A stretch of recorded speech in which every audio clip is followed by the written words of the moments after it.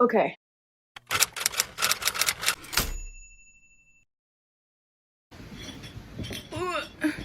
Hello. Welcome back to the channel. I have not posted or filmed a video in a little bit, but I think it's just gonna be like the vibe. I'm working, I'm in school. I barely have time for myself, let alone a YouTube channel, but it is a little bit of a self-care thing, so I find room for it whenever I can, right? Also, there is probably going to be wind interference with the audio today, just because outside is pretty windy, and I'm actually filming right next to a window, because that's just how my bedroom is. Two giant windows on this side. I kind of opened one of them because I kind of like the sound of the wind. Maybe that'll be a fatal mistake in the actual video, but who knows. So, without further ado, here is what I read in October. And we have a little friend to join with us. Well, she's gonna be right there. I don't really want to move her because that's really cute. So you will see ears popping up in the little frame unless she decides to move or sit in her usual spot, which is at the head of the bed. Anyways, without further ado, here is what I read in October. I read about 6 books in October. About half of them were for school because I am an English major right now in my 2nd year, and it's a lot of reading. When they said it'd be a lot of reading, it's a lot of reading to be an English major, but it's okay, it's a passion, I love it, whatever. The classes that these specific novels are for is global crime fiction in like a world global context. So we don't just study the United States, which is the country that I'm based in. We studied Japan. Right now we're studying Sweden. Next we'll study Nigeria, and then I think we'll finally end it off with, I think maybe the United States if we have time. It's like one novel at the end where she's like, "Oh, we should read this because it's good." I'm rambling. Another class that I did read for, actually just one, is for modern drama. I don't usually count some of those readings just because for a lot of them I watch the like play or the drama because it's just easy and it's fast and it makes me do my work faster. But for this specific book, this specific drama, I read A Raisin in the Sun by Lorraine Hansberry, and you could see like there was a lot to cover in this one. A Raisin in the Sun is a very popular screenplay, or just a very popular work of media, and honestly I fully recommend it. I thought this was a great read. If you've never heard of A Raisin in the Sun by Hansberry, it is basically about this black kind of lower class family who's living in a lower part of Chicago, or as they describe it, like the ghetto of Chicago. And you are basically just following them as they try to kind of climb the social ladder, as to say. And there's a lot of discussion around like socioeconomic status. There's a lot of discussion around women in the 1950s and their roles. There's a lot of discussion about 1950s era racism and redlining and unavailability of homes to black people, especially in 1950s, and especially in such a large population of Chicago. It's a great read. Lorraine Hansberry did wonders with this. My specific favorite character was Benitha to read about. I love her. She's a queen. I love her. Go Benitha, we love you. But I think I rated this about 5 stars or 4 stars. One of those. It was pretty high up. Definitely a favorite that I read in October for sure. And also super quick read, because like all screenplay adapted, you know, into like paper form, it's a lot of just like lines, and it's not like a text paragraph book. It's pretty quick to go through. So, oh, and also with this edition, I don't know if it's with other books or editions, sorry, they include pictures of the original play. So there's one character and they're having like a discussion that was pretty central to the plot. And I thought that was just such a fun touch. And it really puts you into the novel. So, highly recommend Raising the Sun by Lorraine Hansberry. The second book that I also read for class was The Alsawa Murders by Riku Onda. Honestly, didn't love this one, but if you read it, I hope you give your own discussion and your own thoughts about the book, because I hope you love it. But it was just kind of mid for me.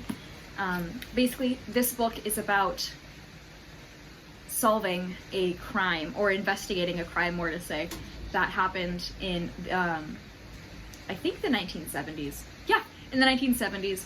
A whole family was poisoned, basically, and there was never really closure to that. There was a suspect named, but a lot of the people in the community, and one of the main characters that we follow, Mikiku Saiga, doesn't really feel that that suspect is fully to blame. And I will kind of leave it at that. It is one of those books that is told through multiple perspectives, and it's really only told through a perspective one time. If you've ever read In a Grove by this author, I'm forgetting it, it's completely blanking me. It is very, very, very similar to In a Grove, storytelling wise. And also, highly recommend you read In a Grove as well. It's a super quick read.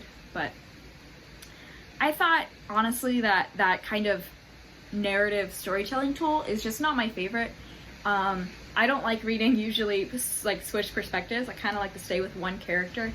There are a few exceptions, like Six of Crows. I think Leigh Bardugo did that perfectly. But at least for these types of novels, where we just get kind of one perspective for a little bit of time, and then we completely switch and kind of forget that character's perspective, it just doesn't jive with me. As well as I just thought the actual depiction of the crime solving wasn't to my liking. It just felt kind of like we weren't completely solving the crime. Sometimes it felt like characters didn't want to name a suspect, and that was kind of frustrating for me at times. But the actual, like, writing of the book was pretty average. There's nothing to, you know, have a problem with, basically. And then also, before I end, I want to note that this specific work was translated by Alison Watts. Alright, so this was the next book that I read in October. It was my first book that I read for pleasure, which is kind of a weird pick, I'll say. And that was Notes from the Underground by Fyodor Dostoevsky. Notes from Underground by Fyodor Dostoevsky. I'm taking a Russian course and still I cannot pronounce his name. Like, oh my god. Fyodor? Love to all my Fyodors out there, but I can't pronounce your name, sorry. This is a popular work. It's a classic. Russian classics. Mwah! I love them. I love them so much. If you have read Master and Margarita by Mikhail Bulgakov, I love Russian literature. And that's a big reason why I'm taking Russian in this semester. And oh my god, is it difficult. It's so difficult. But whatever, that's learning a new language for you, right? Especially not in childhood. But if you've never heard of Notes from Underground, it is basically, it's hard to describe. I will read you the first line because it is awesome. I kind of want to make a video akin to Jack Edwards, where he just said and ranked the first lines from various books on his bookshelf. Let me know if you guys would want to do that. Obviously, go watch Jack Edwards' videos about that. It's a fun time. I don't think that anybody on BookTube hasn't heard of Jack Edwards. He's an icon, he's a legend, he's the moment. But the first line in Notes from Underground is just, oh my god, it's so good. I am a sick man, I am a wicked man. Kind of sets the scene for the rest of the book. We basically follow, I would say, a pretty Hippocratic, a very Hippocratic narrator, and he's kind of unreliable, which, you know, we love unreliable narrators, but he basically talks a lot about people around him, his kind of experiences. He has a lot of nihilism, I would say, that of course is popular in Russian classic literature. This kind of gritty, nihilistic way of viewing the world and way of writing that I am personally drawn to. And this book, I wouldn't say has a strong plot. It's a lot of just character focused, following this character, seeing his thoughts. I would think that this is probably a weird pick for a first Dostoevsky novel, but honestly, because it's so short, I would kind of recommend it. Obviously the writing is great, obviously the character is super weird and nihilistic and exactly kind of what you want from Russian literature. Like, it doesn't have the chaoticness that I had experienced previously with Russian literature, primarily with Bulgakov. And if you're like coming off the heels of Master and Margarita like I was, and you're expecting something similar, you won't get it with this, but honestly with Dostoevsky, I don't think you were supposed to sort of expect that. Next up on my TBR is actually to read The Idiot by Dostoevsky. I got it in a super cool UK paperback edition from some little bookshop run by an old man, and it was awesome and I can't wait to read it. But that is me gushing about Dostoevsky pretty much over. There's not much to say about the plot of this book, what it's really about. It's kind of just following one man and his, not descent into madness I would say, but his descent into hypocrisy. And the next book that I read in October for my crime class was The Devotion of Suspect X by Keigo Hakashino.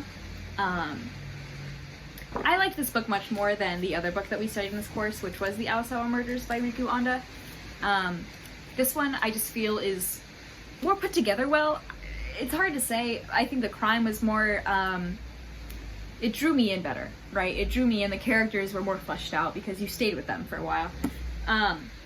If you haven't heard of The Devotion of Suspect X, from my understanding, it is like one book in like a series. For this class, we are not reading the entire series, thank God. But we just, my professor picked out this specific book from the series to basically focus on. And I'm glad she did. I think it was a great read. What did she do?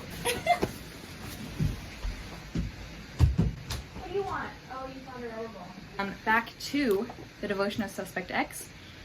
Basically, this book, if you haven't heard of The Devotion of Suspect X, basically what it's about is a woman commits... If you've never heard of The Devotion of Suspect X by Keigo Higashino, basically it is about this woman named Yasuko who ends up murdering her husband, or her ex-husband I should say, because he just, you know, kept coming around, wasn't the kind of good guy you kind of want around. He embezzled money, he was an alcoholic, it was implied he was abusive, not the type of guy you want around you or your child especially. So she murders him. She doesn't really know what to do. So comes into her rescue is her neighbor Ishigami, and basically you follow Yasuko and Ishigami trying to cover up their crime and trying to evade the police basically. And it is sort of a one-sided love story, also with a crime novel. Ishigami is sort of depicted as the yandere trope that is popular sometimes in Japanese media. If you've ever seen like the anime Future Diary, or oh my god, I forgot the other name for it. But if you've ever seen Future Diary, that's kind of an explanation as to what a yandere might be. It is basically just somebody who is so devoted to their loved one, or to their crush, or soulmate, or whatever you want to say, their partner. And they are so devoted they're willing to kill, and they want to sort of make their partner the only one in both their lives, and they want themselves to be the only one in their partner's lives. Often that resorts to violence, which is not uncommon in this novel. I really liked it. I thought the character depictions of Ishigami and Yasuko were so cool. The detective, who we also know is named Kusanagi, is also very, very cool. He is not depicted as your sort of usual detective. Tree parts are falling from the sky because it's so windy outside.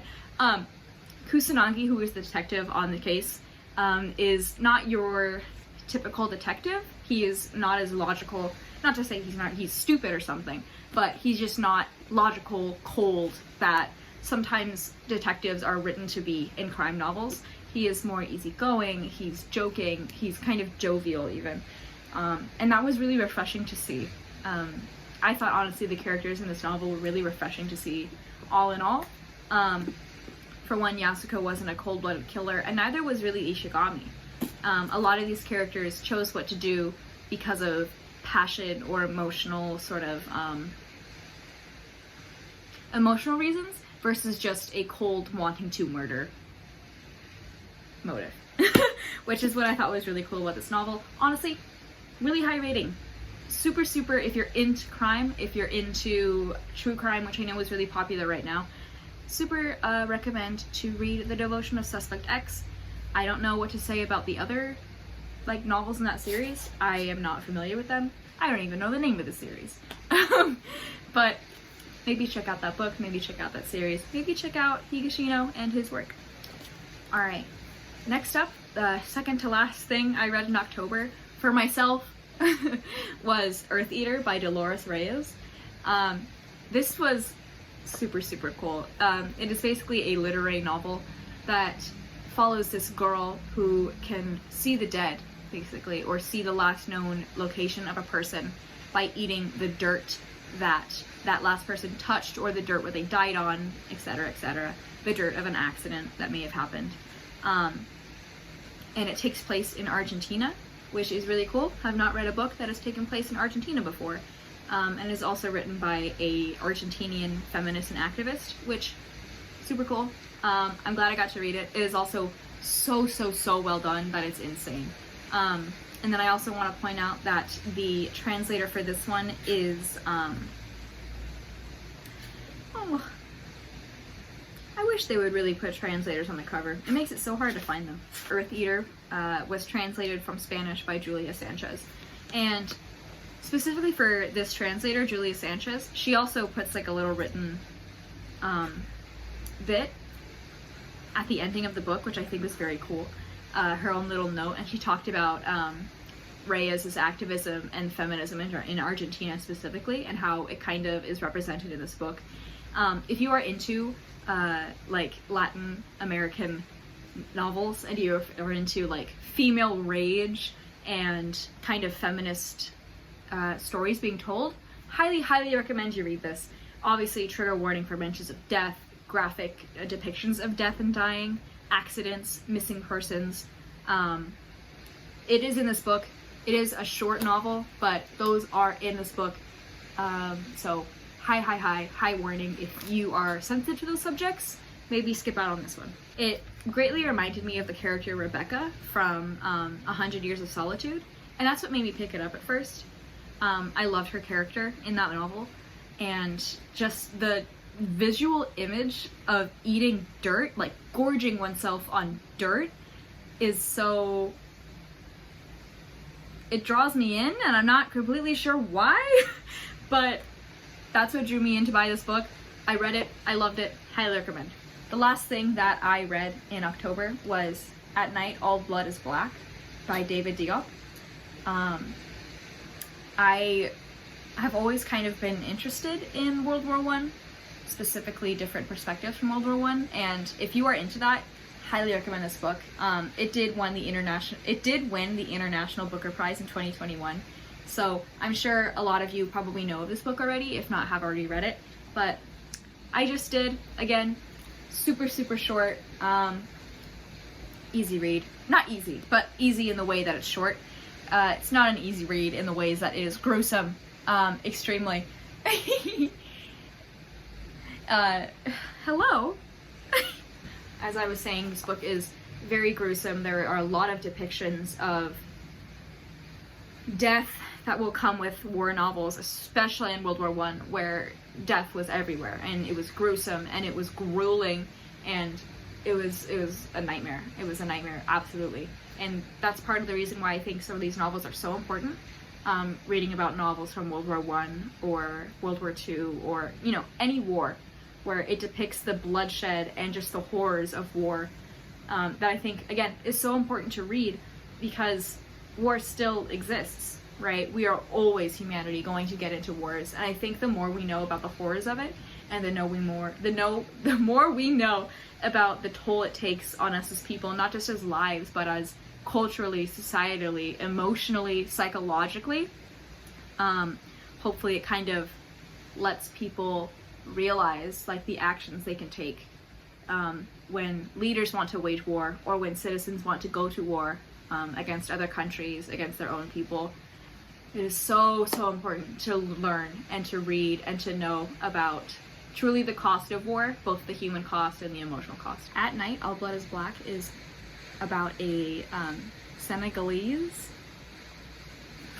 soldier named Alpha, and he basically has to grapple with the death of his friend Mademba, and that sort of sends him on this descent into madness, coupled with the horrors of war, and especially the horrors of World War I and trench warfare. The way that he kind of sees how to avenge his best friend, his brother even, as he describes it sometimes, is by mutilating the other soldiers who murdered him, and who basically showed him no mercy that Alpha thought that Mademba deserved. And again, warning, graphic warning for torture even. It is a book that is grueling, and it is a book that is about Alpha's just descent into madness, coupled with, again, the death of Mademba and the death of his friend, and the death of his belief in peace, and his death in sort of this romanticization of war that we have seen with other novels such as All Quiet on the Western Front. A good sort of movie to read, or a good movie to watch with this alongside is All Quiet on the Western Front, if you want to watch the 1930s version, or if you want to watch the 2022 version that I think came out a couple days ago. It sort of talks about the disillusionment of war and the horrors of war, which again is just so entirely important for us as people to know about. It's a beautiful story, and it's a horrifying story all the same. That is everything. Again, thank you for watching. Thank you for staying around. I'll see you in the next one, I guess.